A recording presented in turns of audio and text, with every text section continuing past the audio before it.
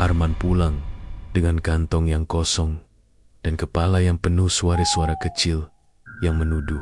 Di ruang tamu, rumah kontrakan yang setengah jadi proyek yang ia pinjam hingga nyaris mati bau cat lama dan sisa semen menempel di udara. Selembar iklan proyek yang telah dibatalkan tergantung di dinding. Angka-angka pada anggaran seperti bekas luka yang tak mau pulih. Ia sudah mencoba semua cara biasa, negosiasi, kerja lembur, meminjam teman-teman lama. Semua pintu menutup. Malam itu, ketika kota sudah seakan menolak wajahnya, Arman menerima pesan pendek yang mengubah nadanya. Ajakan ke pantai selatan, hotel kecil di dekat bibir laut. Ritual yang katanya akan mengembalikan arus rezeki. Sari muncul seperti pelarian dari hari-hari yang hina itu. Wajahnya pucat, mata setengah tertutup. Rambutnya panjang tergerai seperti tirai gelap. Mereka pernah bertemu di lapangan proyek. Hubungan terlarang itu berawal dari kebosanan dan kebutuhan untuk merasa hidup. Kini, di bawah lampu neon yang berkedip, Sari berdiri dengan kantong kecil berisi sesuatu yang tak pernah Arman tanya. Ada sesuatu di antara mereka yang bukan hanya nafsu, ada keinginan mendesak dari dua tubuh yang merasa kalah dengan dunia. Hotel itu sederhana, lorong sempit, lift yang bergetar, kamar bernomor yang seolah selalu ada bau laut, meski jendela tertutup rapat. Kamar mereka menghadap pantai, bukan pemandangan yang luas, hanya garis gelap laut dan langit yang menelan bulan. Mereka menutup tirai, mematikan lampu, dan menunggu. Sari menaruh benda-benda kecil di meja. Kemenyan yang berbau tanah, kain hitam yang tipis, beberapa uang logam yang kusam, dan sepotong kayu kecil yang seperti penanda. Ia tidak banyak bicara. Mulutnya bergerak saat melantunkan kata kota yang Arman tak mengenalinya. Suaranya datar, seperti yang kerap terdengar pada orang yang sudah lama menyerah pada sesuatu. Malam itu ritual pertama terasa seperti mimpi yang samar. Mereka diberitahu untuk menyerah bukan hanya uang, tetapi sesuatu yang lebih tak bernama. Di sela bisik Sari, Arman menyerahkan amplop kecil berisi kontrak yang menjadi bukti takdirnya. Uang yang ia harapkan datang sebagai balasan. Mereka mengunci kamar, menutup diri dari bunyi laut, dan membiarkan udara yang tebal memenuhi ruangan. Ada sensasi seperti ada orang lain di sana. Kursi yang menempati sudut tanpa pernah berkurang dari debu. Nafas dingin yang lewat di dekat telinga. Bayangan di balik tirai yang tak pernah bulat. Sari menggosok sesuatu pada kulitnya, harumnya seperti laut, seperti belerang, dan menatap Arman dengan mata yang tiba-tiba luas dan kosong.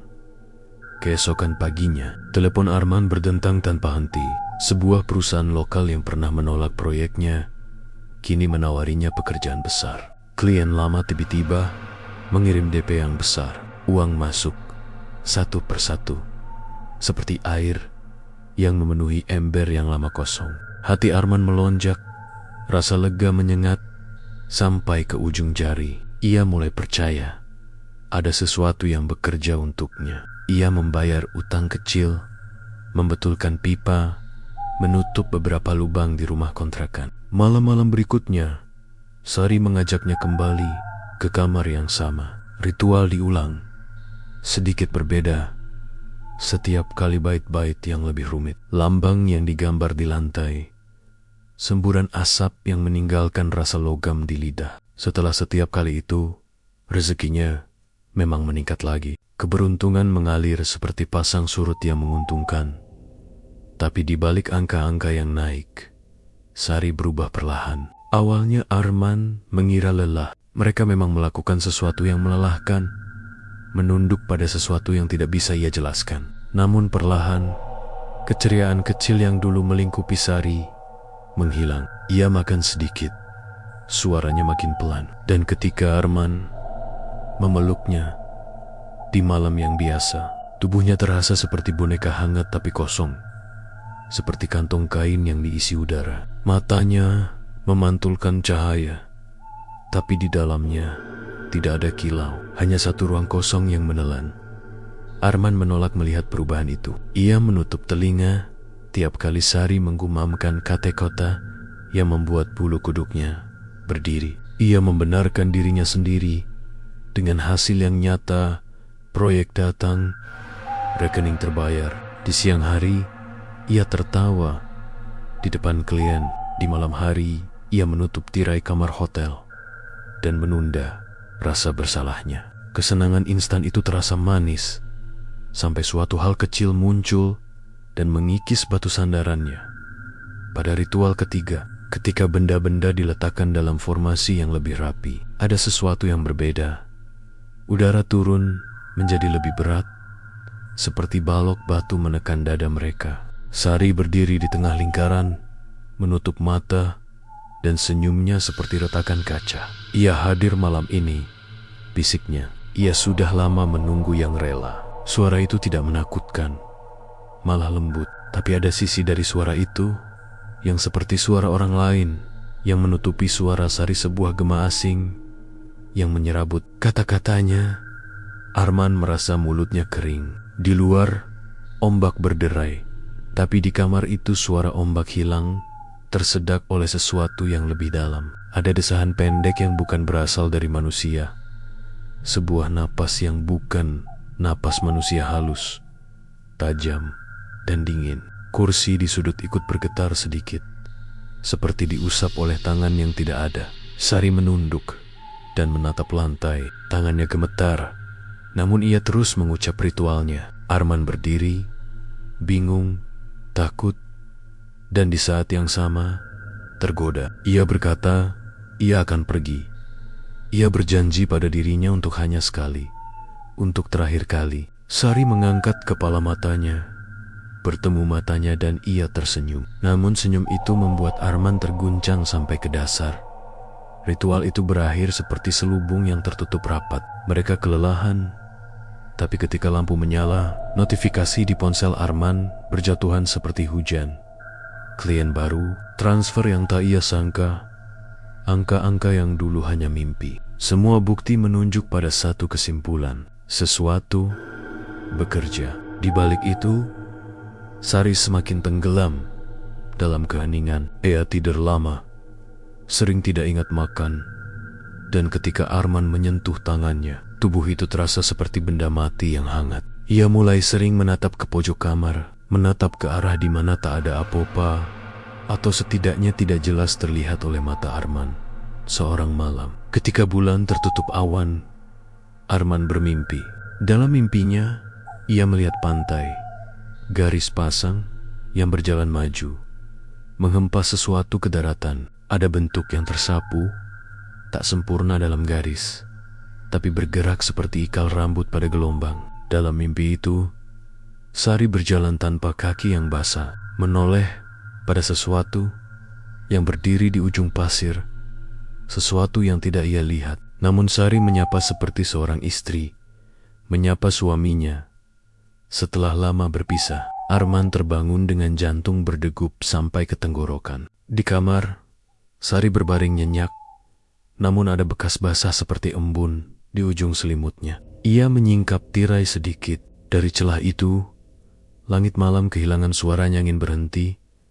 Ombak seakan menunggu. Ketakutan mulai merayap pelan. Arman memperhatikan perubahan lain. Barang-barang kecil di kamar ritual tak pernah hilang, meski ia yakin membuangnya. Uang logam yang mereka gunakan sebagai penanda ritual sering muncul di saku jasnya, selalu ada ketika ia membutuhkan sedikit keberuntungan. Sekali, saat ia menutup besi pagar proyek, seorang buruh bertanya, kenapa ia berubah? Arman menjawab dengan tawa yang dipaksakan dan ucapan biasa. Akhirnya hoki. Namun, di malam-malam kesepian, ia mendengar bisik-bisik, seperti orang yang membalut roti. Janji-janji kecil yang menempel di telinganya. Janji bahwa semua yang hilang akan kembali dengan harga yang tak pernah disebutkan secara jelas. Di tengah kebingungan itu, Sari sendiri tak lagi bisa menutupi kekosongan yang perlahan memakan dirinya. Ada momen-momen ketika ia menatap Arman, dan untuk sesaat, harinya sebuah cahaya kecil di belakang matanya muncul lagi. Ia mengucapkan nama lama, menyebut kenangan yang membuat Arman teringat siapa sebenarnya perempuan ini. Tapi momen itu cepat lenyap. Arman memutuskan untuk tidak bertanya lebih jauh. Ia memilih menutup mata, memilih menjadi bagian dari arus yang memberinya jalan keluar. Bab ini berakhir bukan dengan kepastian, melainkan dengan sebuah bisik yang menempel di cuping telinga pembaca. Suatu malam, Sari tidak kembali dari ritual. Tangisan kecil terdengar di koridor hotel. Angin melolong seperti anjing malam, dan di kamar itu ada kain hitam yang terbuka di lantai, basah pada satu ujungnya. Di sudut, sebuah jejak pasir menembus selimut, seperti bekas langkah yang samar tidak utuh, tidak jelas, namun nyata. Arman menemukan amplop baru berisi surat tanpa kata, hanya garis-garis hitam yang membentuk suatu lambang yang membuat perutnya mengeras. Ia tahu satu hal dengan pasti, harga yang mereka bayar semakin nyata. Dan itu bukan sekadar uang. Ada yang menunggu pada ritual terakhir. Ada suara di dalam dinding yang kini tak lagi bisa ia abaikan, suara yang menunggu untuk dipanggil. Suara yang selalu lapar pada jiwa yang setengah menyerah. Di pantai selatan itu, ombak tetap memukul pantai. Tapi ada sesuatu yang kembali ke laut, dan ada sesuatu yang keluar dari kegelapan malam ke kamar-kamar hotel kecil, mencari yang rela membuka pintu. Arman menatap jendela yang memantulkan dirinya sendiri, setengah bingung dan setengah puas. Di cermin, bayangnya tampak berbeda. Ada garis-garis yang seperti retakan pasir di pipinya. Ia mengusap wajahnya, namun retakan itu tetap tinggal. Sesuatu yang bukan sekadar debu. Di luar, angin membawa harum kemenyan yang samar. Ia menutup tirai dengan tangan, gemetar tangan yang kini tahu entah kapan ia akan dipanggil untuk membayar seluruh janji yang ia terima. Dan di bawah semua itu, di bawah deru laut dan bisik-bisik di kamar hotel, ada satu napas yang selalu terasa. Napas tamu yang tak terlihat. Gelombang di pantai selatan selalu punya suara berat, dalam, memukul dengan ritme yang tak pernah salah. Namun bagi Arman, malam-malam setelah ritual ketiga berubah menjadi sesuatu yang berbeda. Ombak terasa seperti langkah kaki, laut terasa seperti makhluk hidup yang sedang mencari jejak seseorang. Dan setiap kali ia memejamkan mata, terdengar getaran kecil, seperti ada kuku panjang mengusap dinding rumah kontrakannya. Sejak Sari mulai kehilangan jiwanya, Arman hidup dengan dua rasa yang saling mencekik. Rasa bersalah dan rasa rakus. Ia tahu ada sesuatu yang tidak normal. Ia tahu perempuan itu perlahan bukan dirinya lagi. Namun, uang masuk terus. Proyek semakin besar. Telepon semakin sering berdering. Rezeki itu seperti sungai yang tiba-tiba pecah. Bendungannya mengalir deras dan memaksa Arman mengambil lebih banyak daripada yang pernah ia impikan. Ia menghibur dirinya dengan kata-kata singkat. Hanya sedikit lagi, tinggal 1-2 ritual lagi, semuanya akan stabil. Namun, bayangan wajah Sari, mata kosongnya, tubuhnya yang makin ringan selalu menghantuinya. Suatu sore, sebelum ritual keempat, Arman menjemput Sari di depan kosannya. Kos itu kecil, cat dindingnya mengelupas, halaman depan dipenuhi pakaian jemuran yang tertiup angin. Sari berdiri di depan pintu, diam, pucat, rambutnya berantakan seperti belum pernah disentuh sisir. Ia tersenyum pada Arman, namun senyum itu terlalu lambat, terlalu kaku seperti topeng yang dipaksa meniru ekspresi manusia. "Siap?" tanya Arman, pura-pura ceria. Sari hanya mengangguk, tapi dagunya sedikit bergetar. Saat Arman membuka pintu mobil, ia melihat sesuatu di kaki Sari, pasir halus, basah, menempel pada mata kaki dan tumitnya. Padahal mereka jauh dari pantai. Hatinya menegang, tapi ia tidak bertanya. Ia memilih diam, seperti selalu. Ritual keempat dilakukan di hotel yang sama, kamar yang sama, ranjang yang sama. Tapi begitu pintu ditutup, suasana kamar berubah drastis. Dinding-dinding kamar terasa lebih lembab, seperti ada air yang merembes. Lampu kuning di langit-langit berkedip-kedip lebih cepat dari biasanya. Tirai bergoyang meski jendela tertutup rapat. Seakan ada angin dari dalam ruangan, bukan dari luar. Sari meletakkan barang-barang ritual tanpa instruksi, tanpa bicara. Ia bergerak otomatis, seperti orang yang menjalankan perintah dari suara yang tidak terdengar oleh Arman. Arman memperhatikan sesuatu pada wajah Sari. Garis bawah matanya lebih gelap, bibirnya pucat, dan lehernya dingin saat disentuh. Sepotong dingin tak wajar, seperti menyentuh batu makam pada tengah malam. Sari, kamu yakin mau lanjut? Bisik Arman. Sari tidak menjawab. Ia hanya menatap ranjang. Tatapan hampa itu membuat Arman merinding sampai ke tulang. Ritual dimulai ketika lampu tiba-tiba padam dengan sendirinya. Kegelapan itu bukan kegelapan biasa, lebih pekat, lebih berat, seperti kabut hitam yang menelan dinding. Gemericik halus terdengar dari lantai. Arman mengira itu tikus, tapi saat menunduk, matanya terbelalak. Air menggenang di lantai, air asin, air laut. Arman mundur, refleks. Apaan ini? Sari tetap berdiri di tengah genangan itu. Air basah mencapai mata kakinya. Matanya tertutup. Tubuhnya bergoyang kecil. Bibirnya bergerak. Namun suara yang keluar bukan seperti doa, bukan seperti mantra, melainkan gumaman berat yang seperti berasal dari dasar laut. Gemuruh ombak terdengar semakin dekat. Padahal jendela kamar tertutup. Arman merasa dadanya sesak, seakan udara di kamar itu ditarik paksa oleh sesuatu yang sedang merangkak masuk. Tirai kamar bergerak sendiri, lalu sesuatu melintas di baliknya. Bukan manusia, bukan bayangan, bukan hewan. Sesuatu yang tinggi, bentuknya basah, wajahnya tak tampak jelas. Namun matanya, dua cahaya putih seperti mata ikan mati. Arman terpaku, mulutnya ingin berteriak, tapi suara itu macet di tenggorokan. Makhluk itu tidak masuk, hanya mengintip. Tapi kehadirannya cukup untuk membuat udara kamar membeku. Sari membuka mata, namun yang menatap Arman bukan Sari.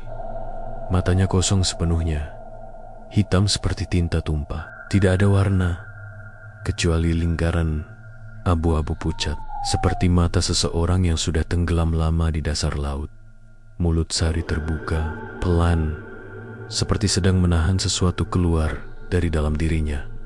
Waktunya sudah dekat. Sari, hentikan. Kamu kenapa? Namun Sari melangkah mendekat. Gerakannya kaku, seperti boneka kayu yang dipaksa berjalan. Ia menyentuh dada Arman, dingin seperti es. Kemudian ia berbisik, dia. Dan saat kata terakhir keluar, lampu kamar tiba-tiba menyala. Semua hilang. Tidak ada air, tidak ada bayangan, tidak ada suara ombak. Lantai kembali kering. Tyre diem, segalanya normal, seolah tidak pernah terjadi apa-apa.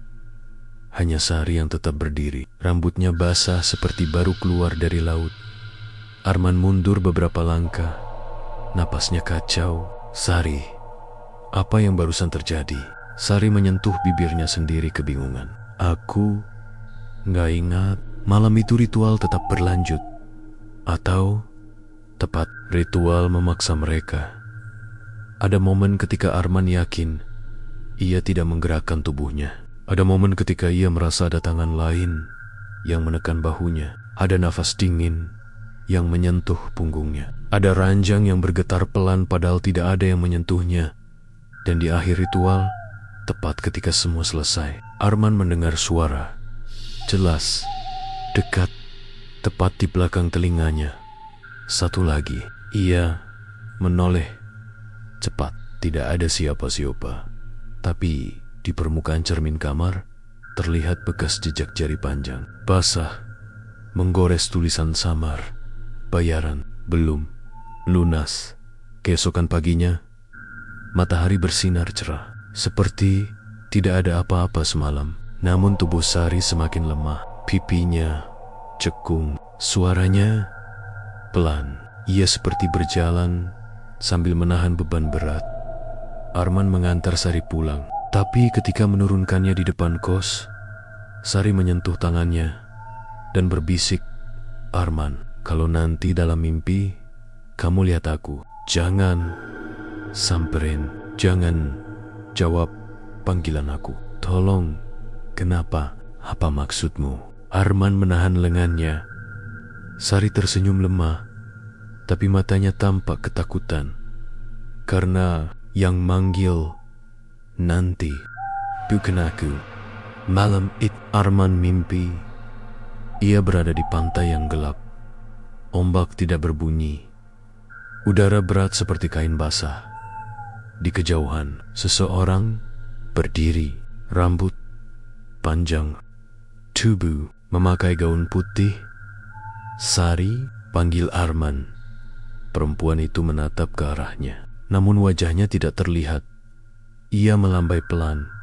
Gerakan itu terlalu lambat, terlalu patah-patah, seperti bukan manusia. Arman ingin mendekat. Tubuhnya terdorong seolah pantai menariknya. Namun tiba-tiba ia ingat, "Kalau nanti dalam mimpi kamu lihat aku, jangan samperin." Arman berhenti. Makhluk itu mendekat. Langkahnya tidak menginjak pasir. Ia seperti meluncur di atas tanah.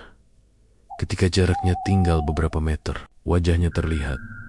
Dan itu bukan Sari.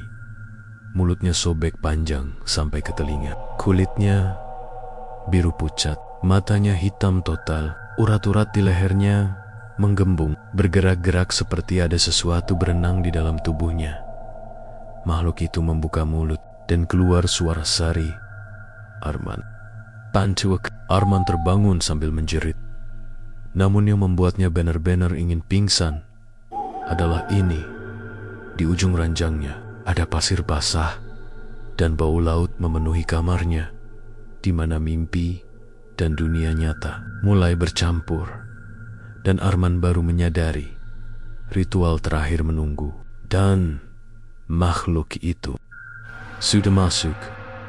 2 hari setelah mimpi itu, hidup Arman berubah menjadi labirin yang tidak lagi punya pintu keluar. Semua tampak berjalan normal di permukaan. Proyek besar mulai jalan, rekening bank bertambah, klien memuji kinerjanya. Tapi di balik semua itu, ada sesuatu yang mengintai tiap detik. Bukan lagi sekadar mimpi, bukan lagi sekadar suara, tapi kehadiran.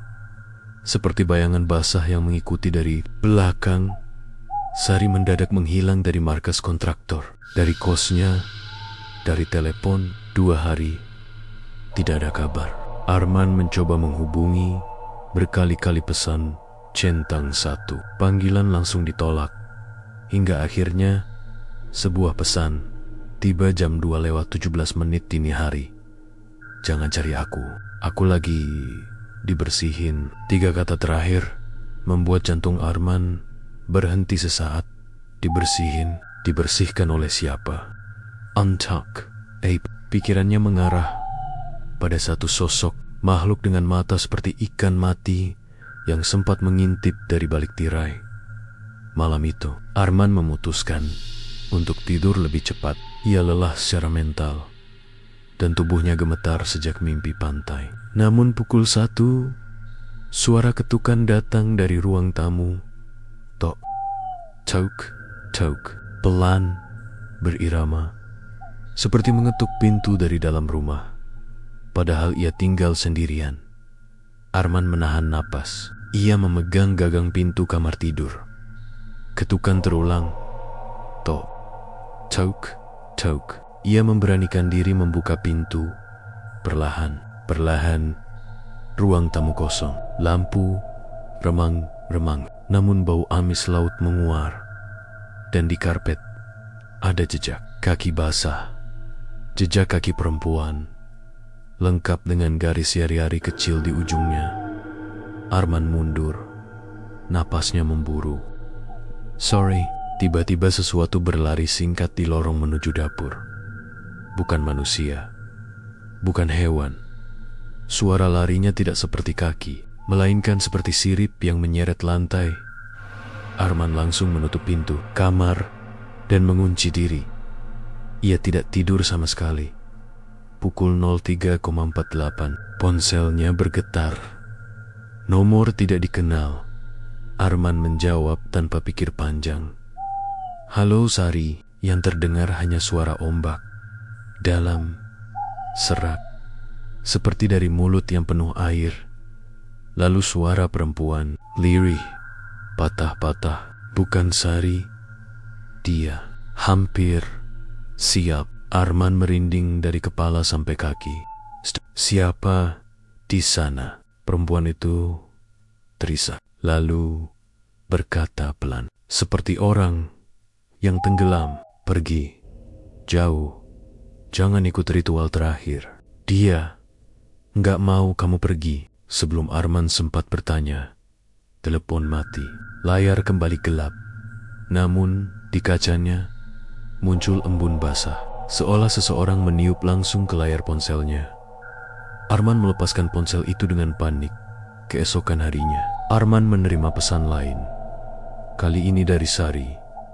Datang ke hotel. Malam ini, terakhir, dia udah siap. Tidak ada emotikon, tidak ada tanda tanya, tidak ada nada manusia. Hanya perintah. Dan meski tubuh Arman menolak, kakinya seperti diseret untuk mengikutinya. Karena di dasar hatinya, ia tahu, jika ia tidak datang, makhluk itu akan menjemputnya di rumah.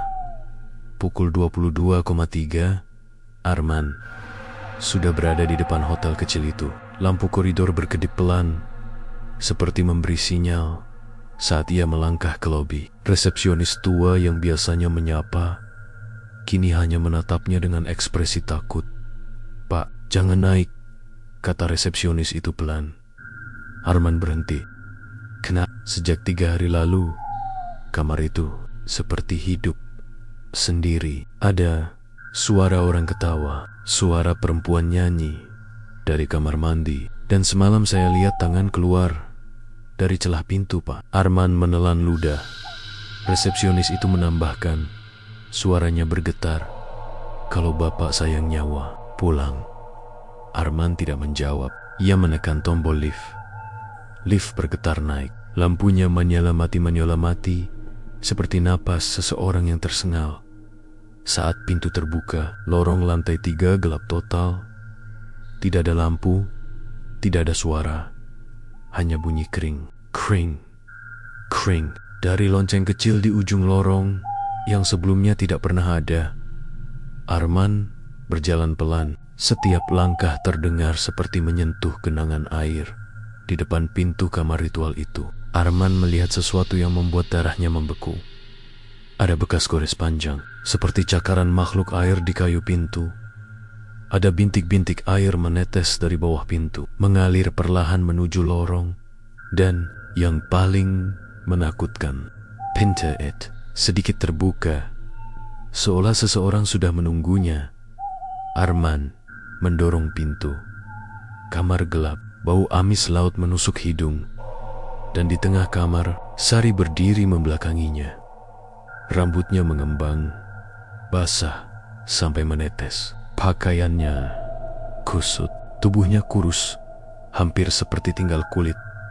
Sari, Arman melangkah mendekat, tapi perempuan itu tidak menoleh. Ia hanya berkata dengan suara yang bukan miliknya, "Kamu terlambat. Dia sudah masuk di dalam aku." Arman mundur spontan. Sari sadar. Tiba-tiba tubuh Sari terhentak. Punggungnya melengkung ke belakang secara tidak manusiawi, sampai Arman mendengar tulang-tulangnya berderak. Mulutnya terbuka lebar, dan suara itu keluar. Suara berat, basah, seperti dari kerongkongan yang penuh air laut. Ritual Terakhir, lampu kamar menyala seketika, dan Arman melihat semuanya. Ranjang hotel dipenuhi jejak tangan basah. Lantai seperti digenangi air laut. Bayangan tinggi berdiri di belakang Sari. Sosok tanpa wajah, hanya mata putih menyala. Makhluk itu mengulurkan tangannya, tidak berbentuk manusia, memanjang, licin, berurat, mirip tentakel, namun berujung seperti jari mengarah ke Arman. Tiba-tiba Sari menoleh cepat matanya, hitam total dan meraih tangan Arman. Lari, desisnya Leary. Jangan biarin dia ambil kamu, seperti dia ambil aku. Arman gemetar. Sari, aku diam. Suaranya berubah geraman. Ia mendorong Arman ke pintu. Namun sesuatu menarik rambut Sari ke belakang secara kasar, membuat tubuhnya terangkat dari lantai. Makhluk itu mulai menariknya ke arah ranjang. Sorry, menjerit-jeritan paling tidak manusiawi yang pernah didengar Arman. Arman, jangan masuk. Ritual terakhir. Kalau kamu masuk, kamu nggak akan keluar. Teriakannya terputus ketika makhluk itu menyeretnya ke bayangan gelap dekat tirai. Tubuh Sari menghilang dalam sekali sentakan. Tidak ada sisa, hanya suara cipratan air laut. Arman ingin lari. Ia ingin kabur, turun tangga, keluar hotel, naik mobil, dan tidak pernah kembali. Namun, saat ia memegang gagang pintu-pintu, kamar menutup sendiri. Door. Cahaya padam. Suara ombak menggema dari seluruh arah. Sesuatu bergerak di langit-langit, di sudut, di bawah ranjang, di belakang lehernya. Dan suara itu berbisik tepat di telinganya. Giliranmu, ranjang ini menunggumu. Di momen ketika Arman sudah terperangkap di kamar yang tidak mengizinkan pulang, di ritual yang tidak bisa dibatalkan, di hadapan sesuatu yang selalu lapar, dan di pantai selatan. Tengah malam baru saja dimulai. Pintu kamar sudah terkunci, bukan oleh tangan manusia, bukan oleh sistem hotel, tapi oleh sesuatu yang tak berbentuk seakan udara menjadi dinding dan kegelapan menjadi pintu baru yang menutup rapat di belakang Arman. Ia berdiri mematung. Punggung menempel pada pintu yang dingin seperti es. Jantungnya berdetak begitu keras hingga ia yakin makhluk itu bisa mendengarnya.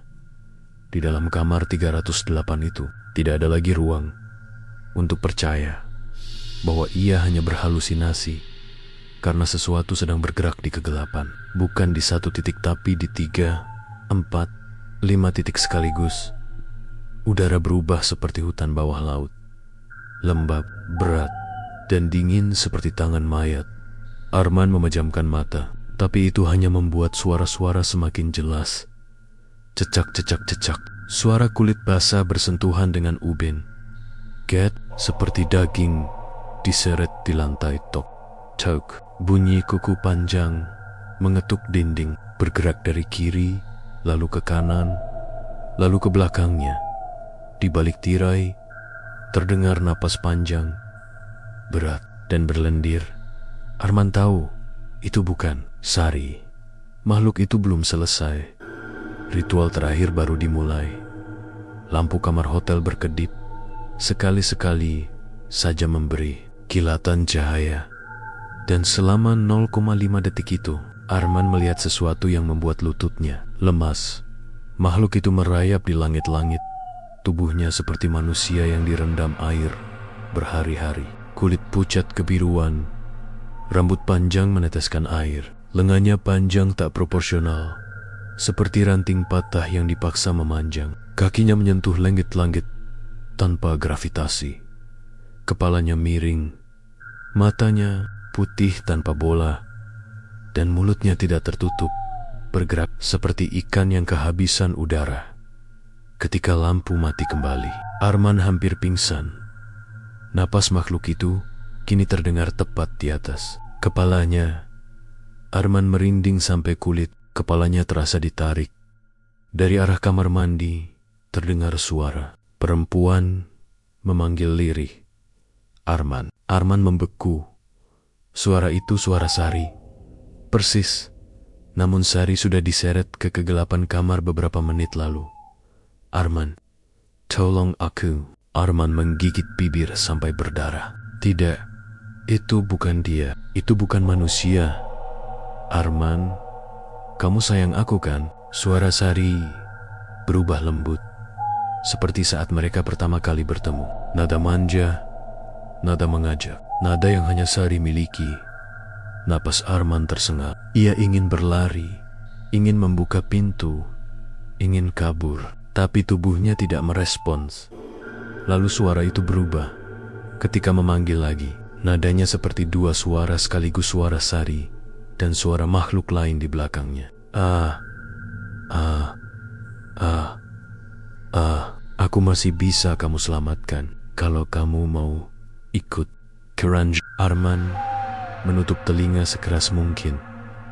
Tapi suara itu tetap menembus masuk. Tidak keluar dari mulut. Tidak keluar dari kamar mandi. Suara itu langsung masuk ke dalam pikirannya. Temani aku, Man. Dia sudah nunggu. Arman ingin muntah. Tiba-tiba ranjang hotel bergerak sendiri. Pelan. Seperti seseorang duduk di ujungnya. Kasurnya melesak. Arman menahan napas. Dak. Setiap dentuman membuat kasur bergoyang. Seolah seseorang atau sesuatu sedang menopang tubuhnya untuk duduk di sana. Ketika lampu berkedip kedua kali, Arman melihat jelas ada jejak air di atas kasur. Jejak seperti lutut dan tangan. Makhluk itu sedang merayap naik ke ranjang. Air asin menetes ke lantai. Tetes demi tetes. Arman mundur perlahan. Namun, baru 3 langkah.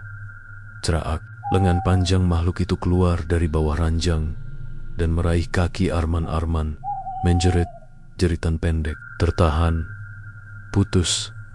Tangannya meraih meja kecil. Ia menendang, jatuh, berguling. Lengan itu licin dan kuat. Menarik pergelangan kakinya perlahan, pelan. Seperti ingin menikmati ketakutannya.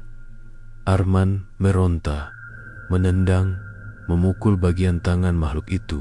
Tapi setiap kali ia melepaskan, tangan itu justru merayap naik ke betisnya.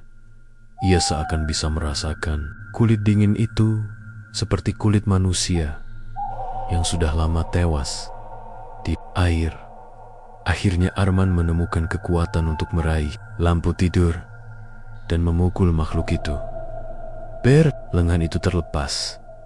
Makhluk itu mengeram. Suara yang bukan manusia. Bukan hewan, bukan makhluk darat. Suara itu seperti laut yang marah. Arman merangkak ke sudut kamar. Ia menangis tanpa suara. Angin dingin tiba-tiba bertiup. Tirai kamar yang tertutup rapat bergoyang perlahan. Lalu terbuka, dan dari sana ada laut. Padahal kamar itu menghadap parkiran hotel. Bukan pantai tapi sekerong. Dari jendela itu beda dunia. Ombak hitam, langit gelap, dan horizon asing yang bergerak melingkar seperti pusaran raksasa. Di pantai berdiri sosok perempuan putih. Sari, atau sesuatu yang menyerupai Sari. Gaunnya melambai-lambai seperti direndam air. Wajahnya kabur. Matanya hitam tapi tubuhnya, tubuh Sari. Dia melambai ke Arman, lambaiannya pelan. Lalu ia berjalan ke arah jendela, ke arah kamar Arman. Walau tidak terlihat ia bergerak. Ia seperti meluncur di atas air. Arman menjerit ketakutan, tapi jendela itu tetap terbuka mengundang. Beberapa detik kemudian, Sari sudah di dalam kamar. Tubuhnya memudar seperti kabut. Tapaknya tidak menyentuh lantai. Namun, ia ada. Ia ini air menetes dari rambut dan gaunnya. Ia menatap Arman dari jarak beberapa meter. Man, panggilnya lembut. Arman menggigil. Sari, itu kamu? Tiba-tiba, Wajah Sari berubah darah, mengalir dari matanya. Senyumnya merekah panjang sampai ke pipi. Kulitnya retak seperti porselen. Dengan dua suara bersamaan, ia berkata, "Tidak, tapi dia meminjam tubuhku karena dia tahu kamu masih sayang." Arman membeku. "Bergabunglah dalam ritual terakhir dan dia akan mengembalikan Sari." Satu suara merayu, satu suara memerintah, dan di belakang Sari, makhluk itu muncul perlahan, tinggi, basah, memanjang, tanpa wajah. Hanya mulut menganga dan mata putih. Makhluk itu mengulurkan 3 lengannya ke arah Arman. Ranjang bergetar keras, bergerak seakan memanggil. Tubuh Arman ditarik oleh dorongan tak terlihat. Udara berubah tebal. Lantai kamar tenggelam dalam air, asin sedalam mata kaki. Bau laut begitu kuat hingga membuat mata Arman perih. Makhluk itu mengeluarkan suara panjang lirih, tapi dalam, seperti orang yang menyanyi dengan pita suara yang terendam air. Sori mendekot memegang wajah Arman dengan tangan dingin. Ia berbisik, "Kamu milik dia." Sekarang Arman ingin berteriak, namun tiba-tiba dunia gelap total. Ia diseret masuk ke dalam kegelapan, ke dalam dunia laut yang muncul dari jendela kamar hotel. Kamar terbalik, langit-langit menjadi lantai, dinding berubah menjadi air asin, ranjang melayang seperti kapal karam, dan tangan makhluk itu meraih punggung Arman. Saat Arman terlempar ke dalam pusaran hitam itu, satu suara terakhir terdengar, menggema dari segala arah. Hanya satu yang boleh kembali. Sari memudar, pantai hilang, hotel menghilang, dan Arman jatuh ke kedalaman yang tidak ia mengerti. Tempat ritual terakhir dimulai, dan tempat jiwa harus dibayar tanpa sisa. Arman tidak lagi berada di dunia manusia. Ia telah ditarik ke tempat makhluk itu lahir, tempat di mana tidak ada cahaya, tidak ada daratan, dan tidak ada pintu untuk pulang. Ritual terakhir telah resmi dimulai. Tidak ada lantai, tidak ada langit, tidak ada kamar hotel. Yang tersisa hanyalah gelap, dingin, dan suara laut yang tidak lagi terdengar dari luar melainkan langsung dari dalam kepala Arman. Ia jatuh, terus, tanpa pernah menyentuh dasar. Seolah dunia tempat ia tersedot adalah ruang hampa yang hidup, ruang yang mengunyah cahaya, suara, dan harapan. Tubuh Arman melayang di tengah kegelapan itu, sambil mengambil napas yang seperti meminum air asin. Ia ingin berteriak, tapi tidak ada udara keluar dari mulutnya. Yang ada hanyalah suara lain. Suara itu, "Selamat datang." Suara berat, jauh, tapi juga dekat di belakang telinganya. Suara yang seperti diucapkan oleh makhluk tanpa paru-paru, seperti suara seseorang yang berbicara sambil tenggelam. Arman memutar tubuhnya. Ia tidak punya kendali. Kegelapan seperti tarikan gravitasi yang bisa membentuk dirinya sesuka hati. Tiba-tiba cahaya samar muncul, bukan cahaya terang, lebih seperti cahaya kehijauan yang pecah dari lumut laut. Muncul dari bawah. Arman melihat dasar tempat ia mendarat, dan ia menyadari itu bukan pasir, bukan tanah, bukan batu. Itu tubuh manusia. Arman jatuh keras, tapi tubuhnya tidak terasa sakit. Ia jatuh di atas sesuatu yang lembut, licin, dan hangat. Ia memandang ke bawah. Tubuh-tubuh itu saling bertumpukan, wajah-wajah pucat, mata kosong, bibir membiru. Ada laki-laki, perempuan, anak muda, orang tua, semuanya memakai pakaian modern. Beberapa memakai seragam kantor, beberapa masih memakai pakaian hotel, bahkan satu memakai seragam sekolah. Arman mual, tubuhnya gemetar. "Apa ini?" Suara itu menjawab, "Mereka yang datang sebelum kamu, yang gagal, memenuhi ritual. Yang mencoba kabur, Arman melangkah mundur. Tetapi kaki-kaki mayat itu bergerak sendiri, mencengkeram pergelangan kakinya. Tiba-tiba, salah satu mayat seorang wanita tua menoleh. Mulutnya terbuka, keluar air asin. Ia berbisik lirih, "Balik sebelum terlambat." Arman menjerit dan melepaskan diri, berlari di atas tubuh-tubuh itu. Namun kemanapun ia berlari, tubuh-tubuh itu bergerak, berputar, menggeser diri seperti gelombang. Daging yang membentuk jalan untuknya, seolah mereka memaksanya menuju satu titik. Dan titik itu adalah altar. Cahaya kehijauan berkumpul membentuk lingkaran. Di tengahnya ada struktur karang hitam. Bentuknya seperti singgasana, namun bentuk tersebut tidak stabil. Kadang seperti kursi, kadang seperti pusaran air, kadang seperti rahang terbuka. Di atas altar itu ada Sari, berlutut, kepalanya tertunduk, rambutnya tergerai, mengambang seperti di dalam air. Ia mengenakan gaun putih basah seperti malam. Ketika ia ditarik masuk, Arman mendekat dengan langkah gemetar. "Sari," suaranya pecah. Sari mengangkat kepalanya perlahan. Wajah itu bukan lagi wajah perempuan yang ia kenal. Kulitnya pucat kebiruan, pecah-pecah, matanya hitam seperti tinta. Mulutnya bergerak, tapi suara yang keluar bukan suaranya. Dia sudah di sini.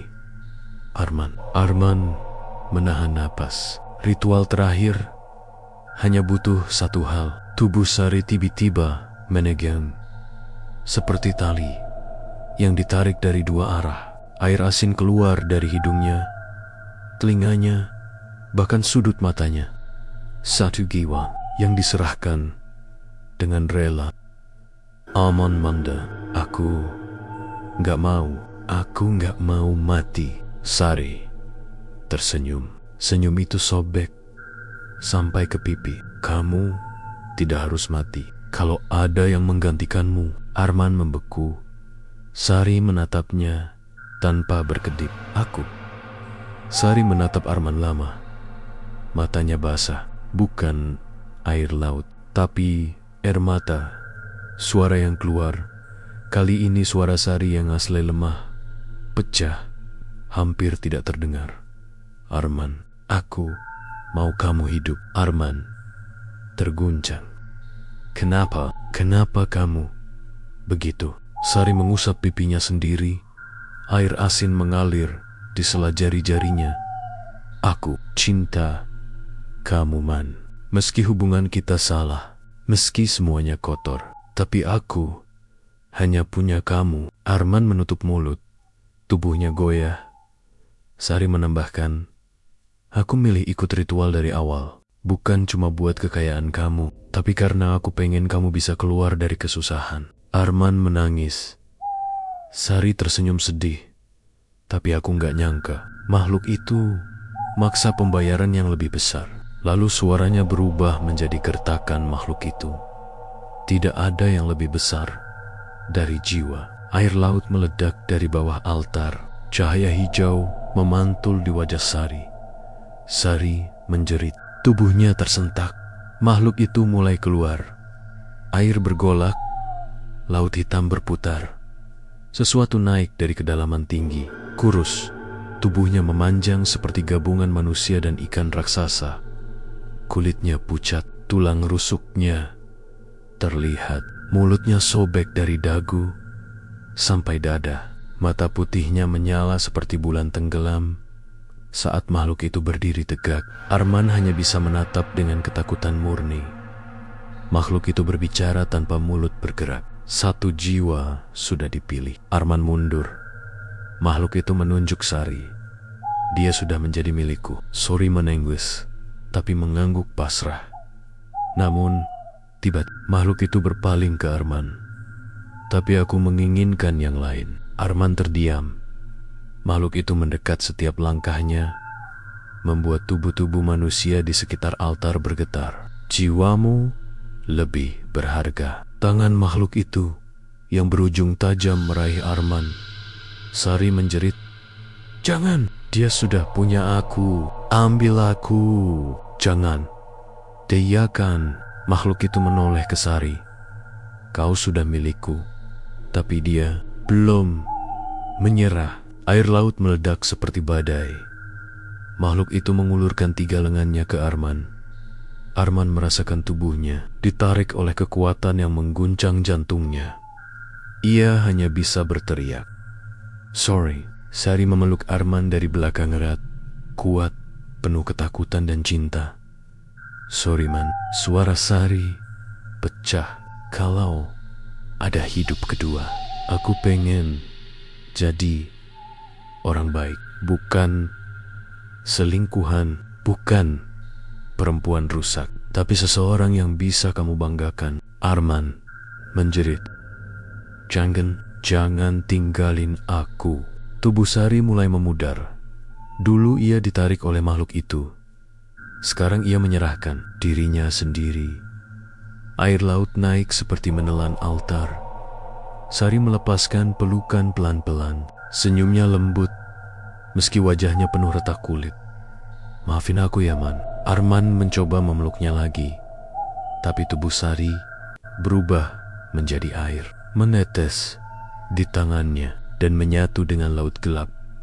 Makhluk itu mengeluarkan raungan keras, terdengar marah, kecewa, lapar. Pengorbanannya sudah sah. Ritual selesai. Arman terlempar ke belakang, terbebas dari cengkeraman. Langit laut terbuka seperti pintu besar.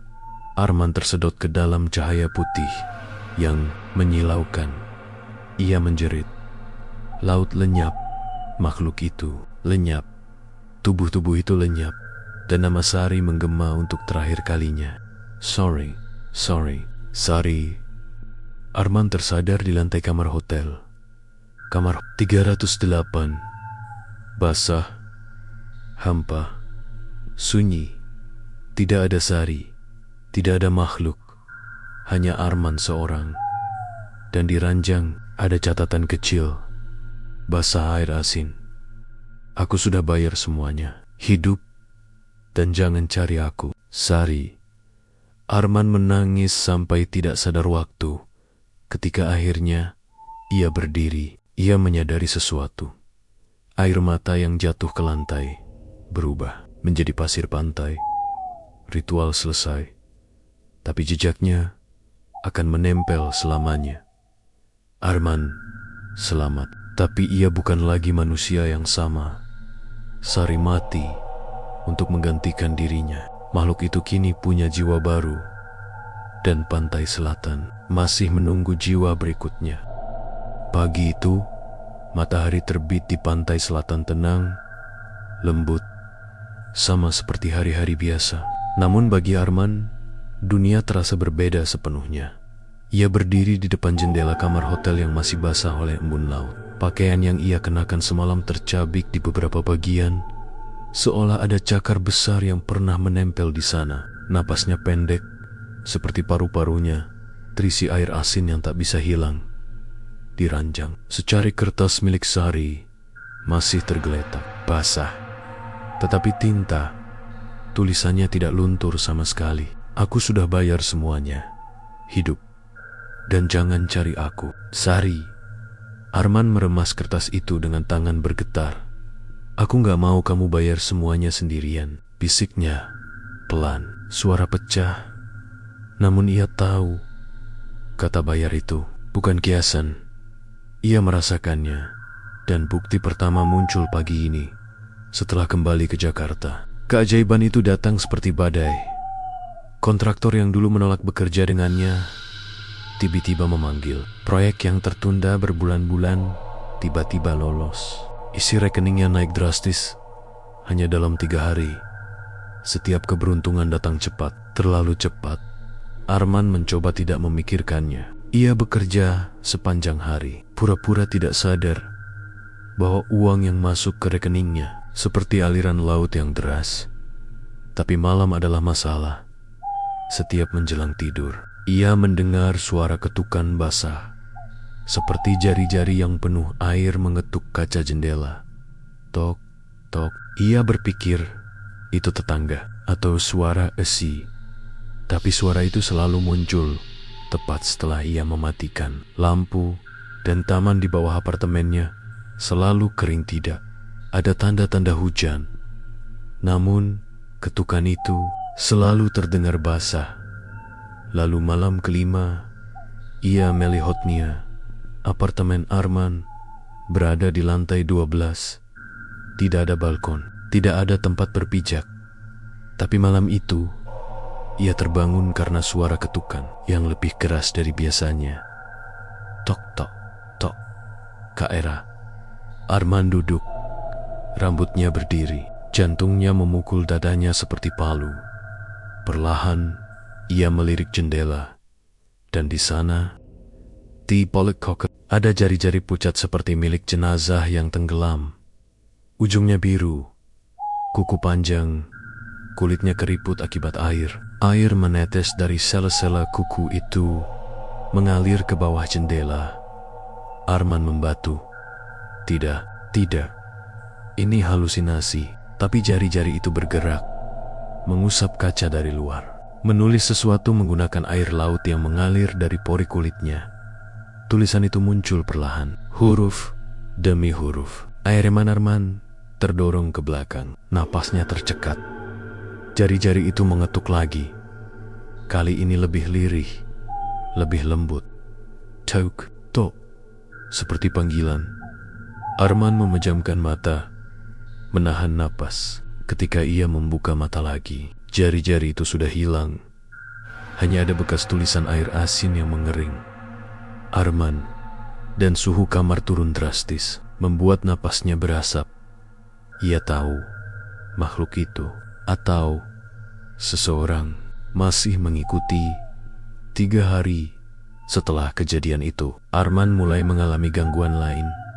Ketika ia melewati lorong apartemen menuju lift, lampu-lampu berkedip. Tidak ada orang, tidak ada suara. Namun setiap kali ia melangkah, ia merasa ada seseorang berjalan di belakangnya. Pelangan udara berubah, seperti seseorang yang masih meneteskan air laut berjalan mengikutinya. Namun ia tidak berani menoleh. Ini cuma stres. Ini cuma trauma. Namun suara itu muncul. Arman, suara perempuan. Lembut, basah, bergetar seperti dari dasar air. Arman, berhenti. Naiknya bulu kuduk tidak bisa ia hentikan. Suara itu persis seperti suara Sari, tapi tidak bulat, seperti keluar dari rongga yang kosong. Perlahan, sangat perlahan, Arman menoleh, dan lorong itu kosong. Hanya lantai yang basah. Jejak kaki kecil seperti milik perempuan menuju ke arahnya. Jejak itu berhenti tepat 1 langkah di belakang posisinya. Arman memejamkan mata. Jangan, jangan, ikuti aku. Tapi suara itu menjawab, aku gak kemana-mana. Arman, aku cuma di belakang kamu. Lampu mati total. Arman menjerit, lari ke arah lift. Begitu pintu tertutup, ia menangis. Arman mencoba siasat. Ia memasang lampu terang di kamar mandi. Ia membiarkan TV menyala sepanjang malam. Bahkan ia tidur dengan lampu dapur menyala. Tapi teror tidak hilang. Suatu malam, ketika ia membasuh wajah di kamar mandi, ia mengangkat kepala dan menatap cermin. Dan ia langsung merosot ke lantai. Karena di cermin ada 2 orang, dirinya sendiri. Dan di belakangnya, Sari. Sari berdiri dengan kepala sedikit tertunduk. Rambutnya basah, menutup sebagian wajah. Kulitnya pucat, biru, dan retak seperti pecahan es. Wajahnya tidak terlihat jelas, tapi Arman tahu itu dia. Arman terpaku. Mulut Sari di cermin bergerak lambat, seolah air memenuhi paru-parunya. Kamu hidup karena aku mati. Arman jamet. Sorry, aku gak mau kamu. Mulut Sari terbuka semakin lebar. Kulit wajahnya robek sedikit. Air asin menetes dari matanya. sendirian, di sana, di dasar laut itu. Cermin berembun oleh uap dingin. Kata-kata muncul seperti tulisan dari dalam. Aku belum selesai, Arman mundur. Namun cermin retak dari dalam. Seperti seseorang meninju balik. Retakan merambah cepat. Arman melompat keluar kamar mandi sebelum kaca itu meledak. Suatu malam, Arman mimpi berada kembali di kamar hotel ke-308. Tirai berkibar, lampu kuning temaram, dan suara debur ombak terdengar pelan. Seseorang naik ke atasnya, mencium lehernya. Aroma air laut menyengat. Kulit yang memeluknya dingin seperti kulit ikan yang baru mati. Dalam mimpinya, Arman membuka mata, dan wajah itu sangat dekat dengan wajahnya. Wajah Sari, tapi bukan Sari yang manusia. Mata hitam, kulit pekat, mulut penuh air laut dan cacing kecil. Arman. Ritual terakhir belum selesai. Arman terbangun dengan jeritan. Namun ia menjerit lebih keras ketika melihat celananya basah oleh air asin, dan bekas jari kecil di dadanya masih terasa dingin. Itu bukan mimpi. Makhluk itu, atau menemuinya lagi hari demi hari. Kejadian aneh terus memburunya. Arman menginjak pasir pantai basah setiap kali bangun tidur. Teleponnya menerima panggilan. Tidak diketahui, hanya suara ombak. Di belakang pintu apartemennya, seseorang menggoreskan tulisan, "Kembalikan." Badannya sering berbau asin meski sudah mandi berkali-kali. Dan yang paling menyeramkan, setiap kali ia bercermin, ia melihat bayangan dua orang, dirinya dan sosok perempuan yang berdiri sangat dekat, bahkan terlalu dekat. Pada hari ke-7 setelah ia kembali, Arman tidak tahan lagi. Ia memutuskan pergi ke pantai, berharap menyelesaikan semuanya. Ia berkendara menuju Yogyakarta dengan mata yang merah dan tubuh yang gemetar. Seluruh perjalanan, ia merasakan kursi belakang mobilnya berat, seolah ada seseorang duduk di sana. Begitu mobil berhenti di tepi pantai Parangkusumo, angin laut menyentak wajahnya, dan ia melihatnya. Di tengah pasir, ada jejak kaki kecil perempuan menuju laut. Jejak yang basah, jejak yang baru dibuat. Arman mengikuti jejak itu. Tubuhnya gemetar, lututnya lemas. Begitu tiba di tepi ombak, jejak itu berhenti. Tidak ada siapa-siapa, hanya bisikan angin. "Arman, turunlah, kita belum selesai." Arman mundur. "Siapa? Kamu siapa sebenarnya?" Laut membentuk pusaran kecil, dan dari dalam pusaran itu muncul tangan perempuan pucat, biru, retak meraih udara seperti mencari seseorang. Sari, atau sesuatu yang memakai bentuknya. Suara itu muncul lagi, jauh lebih jelas, lebih dewasa, lebih mengerikan. Ritualnya belum lengkap. "Kamu belum bayar bagianmu." Ombak menyambar kaki Arman, dingin seperti es. Dan bab ini berakhir dengan Arman menatap laut gelap, menyadari bahwa ia tidak sendiri, dan ia tidak akan pernah bisa kabur. Teror baru saja dimulai, dan pantai selatan belum selesai menagih jasanya. Ombak menggulung lembut di bibir pantai, namun suara yang dibawa angin bukan lagi suara alam. Itu suara bisikan, serak, basah, seperti seseorang yang mencoba berbicara sambil tenggelam. "Arman, kemari." Arman berdiri di tepi Parangkusumo. Tubuhnya lunglai, wajah pucat, mata merah karena kurang tidur. Angin malam menampar kulitnya, tapi tubuhnya terasa lebih dingin dari udara sekitar. Ia memandang ke laut yang gelap, gelap seperti lubang yang menunggu menelan apapun. Ia mendengar suara itu lagi. "Kamu masih utang." Arman mengepalkan tangan. "Aku gak mau kembali ke sana." "Aku gak mau, Sari." "Kalau kamu masih di situ, jangan tarik Angin berhenti sejenak, seolah laut menahan napas. Lalu suara perempuan tertawa lirih. Tawa itu bukan tawa manusia, lebih mirip suara kerang yang pecah saat diinjak. Arman, kamu pikir semua ini soal aku? Arman tersentak. Sorry, suara itu membalas, lebih berat dari sebelumnya. Aku bukan Sari. Laut bergelak. Air di garis pantai surut secara tidak wajar, mundur sejauh 10 meter dalam hitungan detik, meninggalkan pasir basah berbau amis. Arman mundur ketakutan. Dari tengah laut muncul pusaran besar.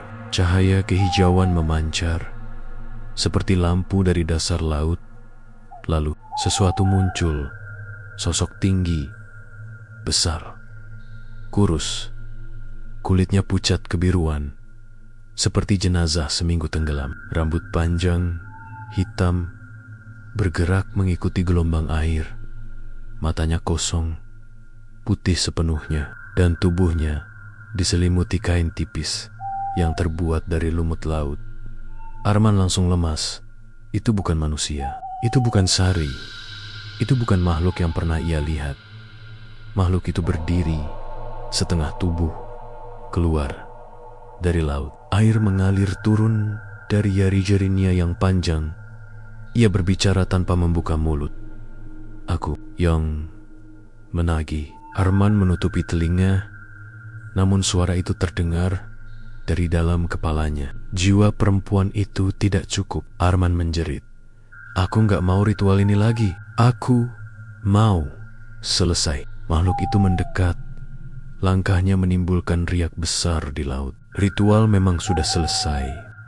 Tapi Kutekon baru dimulai. Angin berputar cepat, membawa aroma asin dan busuk. Ombak memercikan air ke arah Arman. Namun air itu bukan air jernih. Cairannya keruh, seperti darah bercampur pasir. Tiba-tiba, dari sisi kanan Arman, seseorang berjalan pelan menuju daratan. Seorang perempuan, gaun putih lusuh menempel pada tubuhnya. Rambut panjang terurai, menutupi sebagian wajahnya. Kakinya basah, meninggalkan jejak air dingin. Arman langsung terpaku. Sari, perempuan itu mengangkat wajahnya, dan Arman berteriak.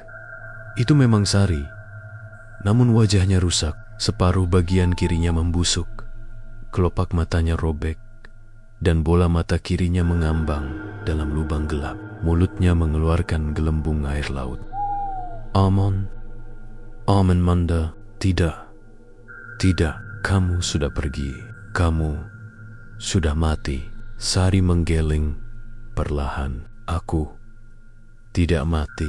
Aku terjebak. Air laut merembes keluar dari sela-sela. Jari tangannya seperti ia bocor. Arman menahan air mata. Aku minta maaf. Aku gak bisa nolong kamu. Sari tersenyum miris. Giginya runtuh satu persatu, jatuh ke pasir. Kamu tetap bisa menolong aku kalau kamu ikut aku. Arman tertegun. Makhluk besar di belakang Sari menggeram rendah, seperti memberi restu. Air laut tiba-tiba naik tanpa suara, membasahi kaki Arman. Makhluk tinggi itu mengangkat tangannya. Air laut di sekitar Arman mengikat kakinya seperti tali. Datanglah, Arman. Kenapa aku? Arman menangis. Bukannya Sari sudah bayar semuanya? Makhluk itu mendekat, begitu dekat. Hawa dinginnya menyiksa. Perempuan itu menyerahkan jiwanya. Tapi ritualmu butuh dua jiwa. Satu dari perempuan, satu dari laki-laki yang melakukan hubungan terlarang. Arman akhirnya mengerti. Kesalahan paling besar bukan pada ritualnya, melainkan saat ia menerimanya tanpa tahu syarat lengkapnya. Arman, ikut aku. Sari meraih tangannya. Kulitnya licin dan dingin seperti bangkai ikan. Di bawah sana, kamu nggak akan merasa sakit. Arman menatap laut gelap. Ia tahu ia tidak bisa kabur. Tubuhnya gemetar, mulutnya kering. Engine lari, tapi pasir terasa seperti menariknya. Makhluk besar itu membuka kedua lengannya, seperti mempersilakan Arman masuk ke dalam kegelapan abadi. Arman menatap wajah Sari yang rusak, yang pernah ia cinta, yang ia biarkan mati sendirian. Air mata Arman jatuh. Aku ikat kamu, asal kamu bebas. Makhluk itu menggeram, marah. Tidak ada kebebasan bagi jiwanya. Arman menjerit, aku mau tukar ganti. Ambil aku aja. Sari langsung terkejut. Mulutnya terbuka lebar. Air jatuh dari dagunya.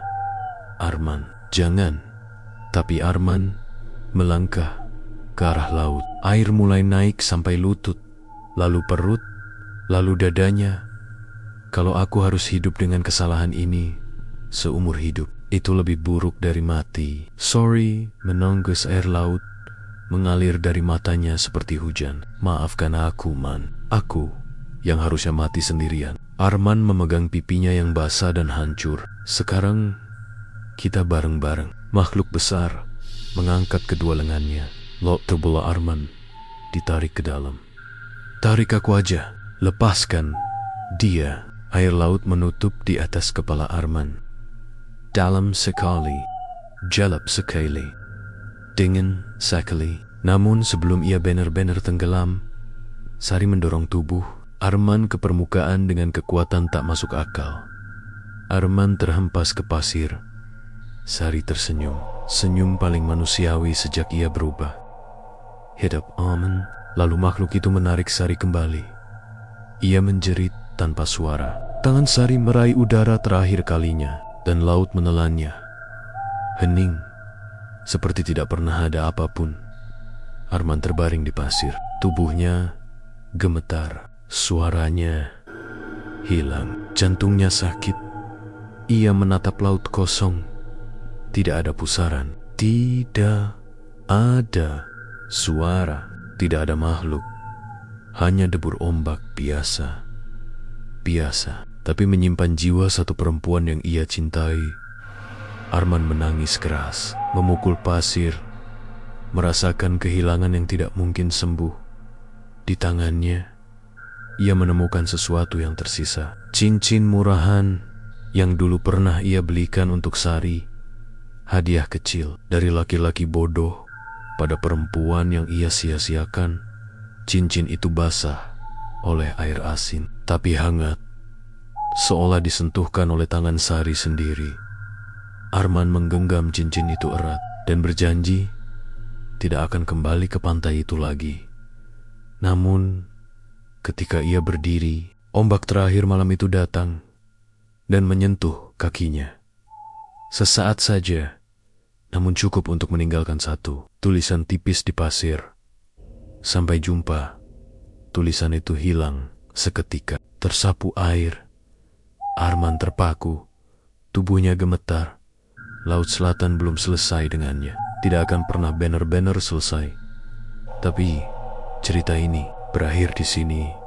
Sari hilang selamanya. Arman hidup dengan kutukan. Pantai Selatan masih menunggu jiwa berikutnya.